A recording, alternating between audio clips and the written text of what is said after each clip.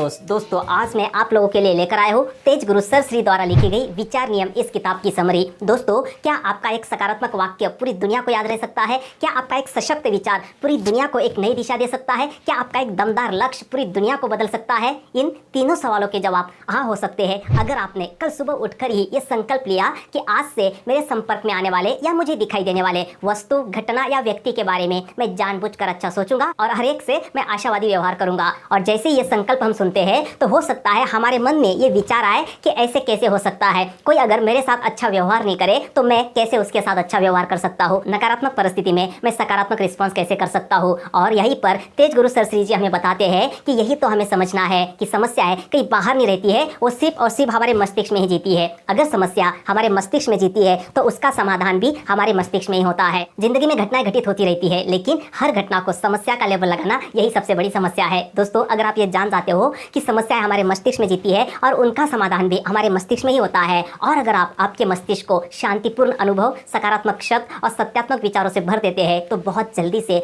आपके पास विशाल और आश्चर्यजनक विचारों का भंडार होता है जो आपके शक्ति का स्रोत होता है, और इसे ही विचार नियम की शक्ति कहते हैं। नेक्स्ट दोस्तों, सर श्री जी हमें बताते हैं कि विश्व में किसी भी वस्तु का भौतिक निर्माण होने से पहले उसका वैचारिक निर्माण होता है। जैसे घर अगर हमें बनाना है तो पहले वो घर हम हमारे मस्तिष्क में बनाते हैं, पहले उसका यहाँ पे निर्माण होता है और उसके बाद उसका बाहर की दुनिया में निर्माण होता है। दोस्तों, और एक एग्जांपल से हम समझते हैं कि किस तरह से हमारे मन में वैचारिक निर्माण होने के बाद ही किसी भी चीज का भौतिक निर्माण होता है। जैसे रास्ते पे बिजली के खंभे होते हैं और हर एक खंभा दूसरे खंभे से जुड़ा होता है तारों से, और एक खंभे में अगर आप बिजली प्रसारित करते हो तो बाकी सारे खंभों में बिजली प्रसारित होने लगती है क्योंकि वो एक दूसरे से जुड़े होते हैं तार से। उसी तरह से मान लेते हैं कि इंसान एक बिजली का खंभा है और इस दुनिया में जितने भी लोग हैं वो भी बिजली के खंभे हैं और वो जुड़े हैं एक दूसरे से विचारों की तार से। और इस दुनिया में कुछ नेगेटिव लोग होते हैं, कुछ पॉजिटिव लोग होते हैं। अगर हमने नेगेटिव विचार किया तो हम जितने भी नेगेटिव लोग हैं इस दुनिया में उनसे हम जुड़ जाते हैं और उनसे वो नेगेटिव ऊर्जा हमारी ओर आकर्षित होनी शुरू हो जाती है। वो हम तक पहुंचती है या नहीं ये अलग बात है, लेकिन वो नेगेटिव ऊर्जा हमारी ओर आनी शुरू हो जाती है। और अगर हमने नेगेटिव विचारों को रोक दिया तो वो ऊर्जा वहीं पर रुक जाती है। और अगर हम सकारात्मक विचार करते हैं तो जितने भी सकारात्मक लोग हैं इस दुनिया में उन सारे सकारात्मक लोग से हम जुड़ जाते हैं और उनकी सकारात्मक ऊर्जा कोने कोने से हमारी ओर आनी शुरू हो जाती है। तो दोस्तों, जो नेगेटिव लोग होते हैं वो सालों साल नेगेटिव विचार करते रहते हैं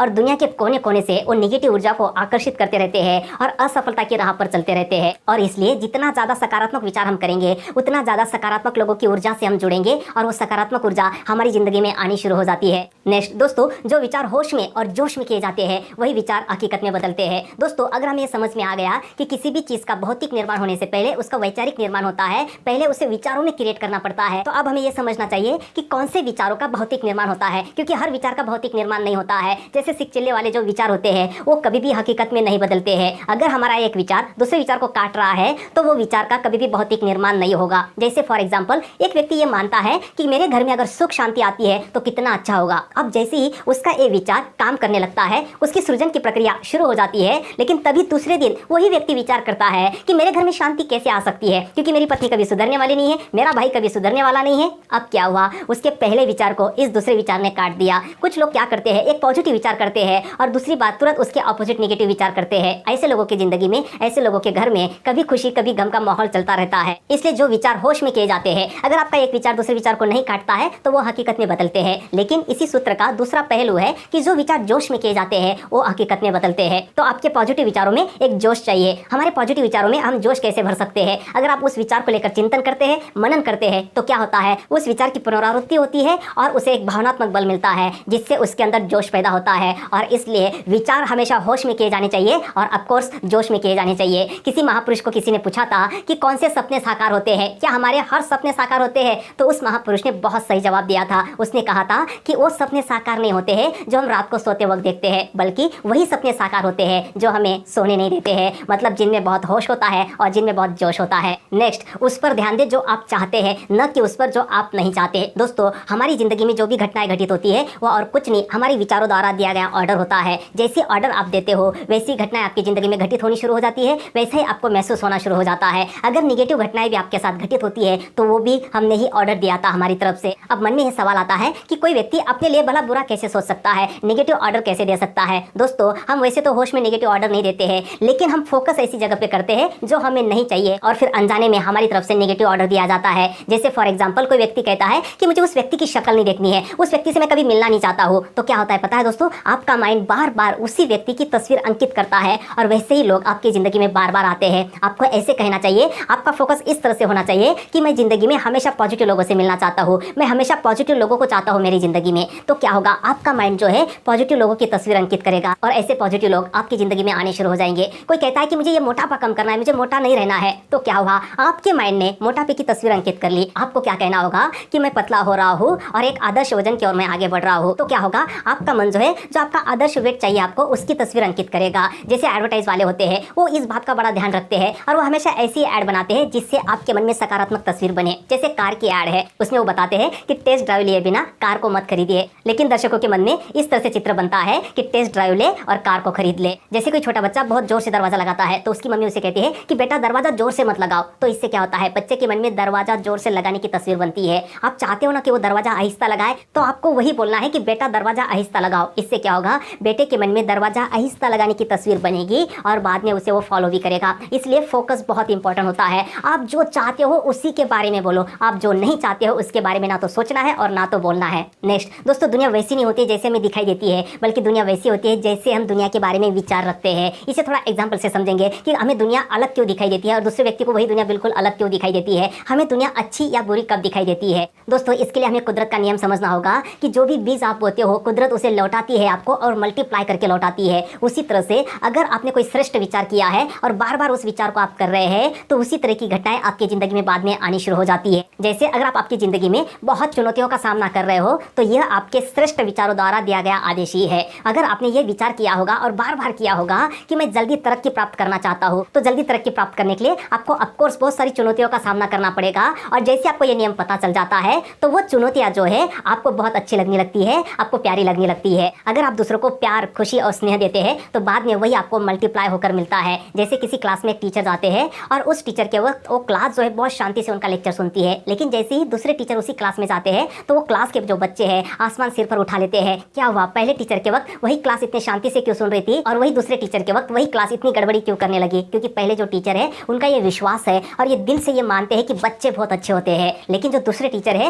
वो दिल से कहीं ना कहीं ये मानते हैं कि बच्चे बिल्कुल अच्छे नहीं होते हैं, बड़े बाप की बिगड़ी हुई औलाद होती है। इस तरह से अगर वो विचार रखते हैं, तो वैसे ही उनको अपनी जिंदगी में सबूत मिलने शुरू हो जाते हैं। दोस्तों, अगर आप नफरत देते हो, द्वेष देते हो, तो वही मल्टीप्लाई होकर आपकी जिंदगी में आपको मिलना शुरू हो जाएगा। दूसरा रीजन है दोस्तों, हमें जिंदगी अच्छी या बुरी कब दिखती है, क्योंकि हमारी मान्यताओं की वजह से। हमारी जैसी मान्यताएं होती है वैसे ही दुनिया हमें दिखाई देनी शुरू हो जाती है। जैसे किसी व्यक्ति के लिए हम बहुत अच्छा काम करते हैं, उसे बहुत हेल्प करते हैं और बाद में ये सोचते हैं कि इस व्यक्ति ने भी मुझे बाद में हेल्प करनी चाहिए जब मुझे जरूरत पड़ेगी। जैसे किसी व्यक्ति ने अपने भाई को बहुत हेल्प की है और बाद में जब इस व्यक्ति को जरूरत पड़ी तो उसका भाई उससे मुकर गया, उसने उसे हेल्प नहीं की, तो ये व्यक्ति क्या मानता है कि देखो दुनिया कैसी है, भाई भाई का नहीं होता है, दुनिया बहुत बुरी है। लेकिन दोस्तों, इस बात के ऊपर आपको विश्वास करना पड़ेगा कि अगर आपने किसी को कुछ अच्छा दिया है तो कुदरत और स्रोत आपको वापस लौटाएगा ही लौटाएगा और वो भी मल्टीप्लाई होकर लौटाएगा। हाँ, हो सकता है किसी और माध्यम के द्वारा वो आप तक पहुंचाए, लेकिन वो आप तक जरूर पहुंचाएगा। जरूरी है कि जिस व्यक्ति को आपने मदद की है उसी व्यक्ति के द्वारा आपको मिलेगा, नो, वो किसी ना किसी माध्यम से आपको मिलेगा। जैसे हम नल से पानी निकालते हैं, तो क्या हम ये समझते हैं कि नल पानी दे रहा है? नहीं, नल तो एक माध्यम है और जो पानी का स्रोत है वो कहीं और है। वही पानी हम घर में किसी दूसरे नल से भी निकाल सकते हैं। और जब ये बात हमें समझ में आ जाती है तो दुनिया हमें बहुत अच्छी दिखाई देने लगती है, बहुत अच्छा हमें महसूस होने लगता है।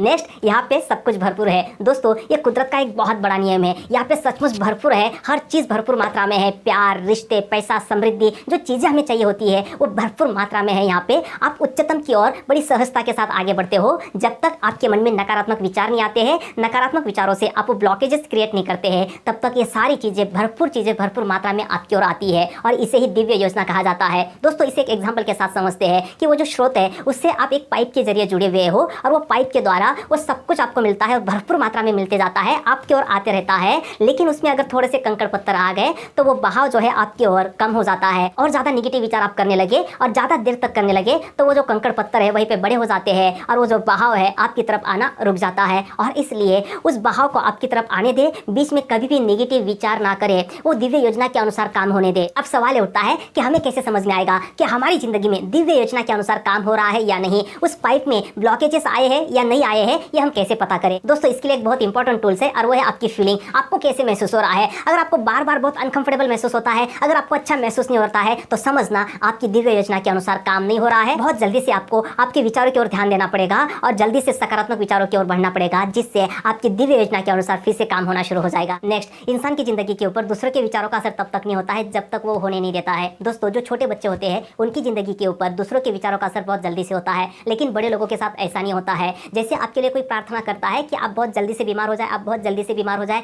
उसकी इस प्रार्थना का असर आपकी ज़िंदगी के ऊपर नहीं होगा जब तक आप उसके इस बातों से प्रभावित नहीं हो जाते हैं। अगर आपने भी उनके विचारों को आपका विचार बना लिया तो ऑफकोर्स उनकी बातों का, उनके विचारों का असर आपकी ज़िंदगी के ऊपर होने वाला है। जैसे आप मोटरसाइकिल पर जा रहे हो और आपके पीछे आपका दोस्त बैठा है और वो बहुत निगेटिव है और हमेशा निगेटिव बातें करता है, और वो सोच रहा है और वो आपसे बातें कर रहा है कि अरे ऐसा चला, गाड़ी एक्सीडेंट हो जाते हैं, बहुत जगहों पे एक्सीडेंट होते हैं, फला जगह पे एक्सीडेंट हो गया था। वो कितना भी निगेटिव बोले, अगर आप निगेटिव विचार नहीं करते हो, अगर आप होश में रहते हो तो कभी भी एक्सीडेंट नहीं होगा। लेकिन अगर आप होश में नहीं है और आपने उसके विचारों को अपना विचार बना लिया और आप भी ये सोचने लग गए कि हाँ हो सकता है कि एक्सीडेंट हो जाए, क्योंकि एक्सीडेंट तो अक्सर होते रहते हैं, तो फिर क्या हो रहा है, आप एक्सीडेंट को आकर्षित कर रहे हैं। उसी तरह से दोस्तों, हमारी ज़िंदगी की जो गाड़ी है वो हम खुद चलाते हैं, और इसलिए आप कितने भी निगेटिव लोगों के साथ रहते हैं, अगर आप होश में रहते हैं और उनके विचारों को अपना विचार नहीं बनाते हैं, तब तक उनके विचारों का असर आपके ऊपर नहीं होता है। इसी सूत्र का और एक पहलू है कि क्या हमारे विचारों का असर दूसरों की जिंदगी के ऊपर होता है। दोस्तों, यहाँ पे आपको एक विचार नियम समझना होगा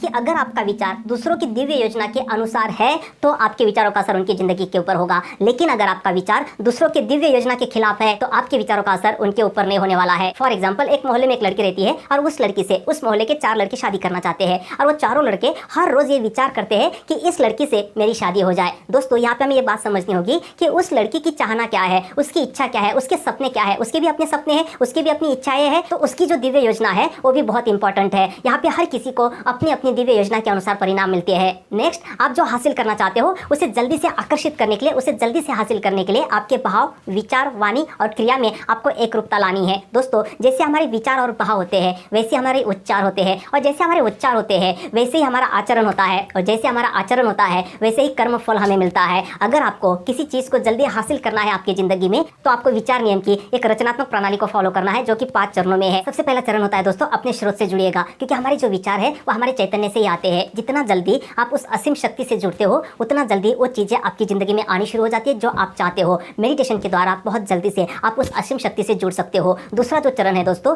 और वह है विचारों का, मतलब जो आप चाहते हो उसकी स्पष्ट छवि आपके विचारों में आपको देखनी है। तीसरा जो चरण है दोस्तों, और वह है भावनाओं का, जो भी अंजाम आप चाहते हो उसे अच्छी भावना आपको देनी है। जब आप विचारों में उसकी स्पष्ट छवि देख रहे होते हो उसी वक्त आपको बहुत खुशी महसूस करनी है। इससे क्या होगा, उसे अच्छी भावना आपकी ओर से मिलेगी। जितनी खुशी वो चीज हासिल करने के बाद आपको होगी उतनी खुशी अभी आपको महसूस करनी है। नेक्स्ट कदम है दोस्तों वाणी, मतलब जो अंजाम आप चाहते हो उसकी मांग आपको करनी है। आप ये कह सकते हो कि मुझे मेरी जिंदगी में मेरी दिव्य योजना के अनुसार मिले, या फिर उसके समान या उससे बेहतर मिले, और उसे मैं कैसे हासिल कर सकता हूँ इसके प्रॉपर संकेत मुझे मिले। जब आप वाणी में ऐसी डिमांड करते हो तो उस तरह से संकेत आपको मिलने शुरू हो जाते हैं। और लास्ट का जो चरण है दोस्तों वह है क्रिया, मतलब तुरंत आपको सेवा में जुड़ जाना है। जो भी आपने मांगा है, जो भी आप अंजाम चाहते हो उसकी तैयारी आपको करनी शुरू कर देनी है। जैसे फॉर एग्जाम्पल, अगर आप कोई कार खरीदना चाहते हो तो की चेन पहले से आप खरीदते हो, इसे कहते हैं फेथ इन एक्शन। अगर आपके एक्शन में आपको फेथ है, अगर आपको विश्वास है जबरदस्त, तो जो चीज़ आपको मिलने वाली है उसकी तैयारी आप पहले से ही करना शुरू कर देते हैं, जिससे आपकी तरफ से आप 100% देना शुरू कर देते हो।